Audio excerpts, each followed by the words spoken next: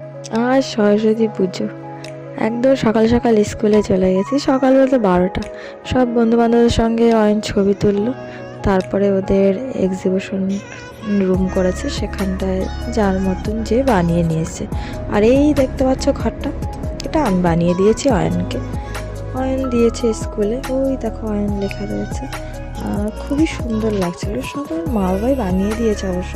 এত সুন্দর সুন্দর না বাচ্চারা তো বানাতে পারে না, তো মা বাবাই বানিয়ে দিয়েছে।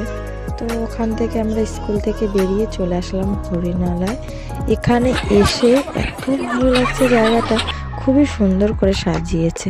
আর অনেক কিছু আছে, রাজহাঁস, হাঁস, টিয়া পাখি, অনেক কিছু নাম, এত কিছু বলা তো সম্ভব না। এখানে সারাদিন কাটানোর পর আমরা কিছু ছবি তুললাম।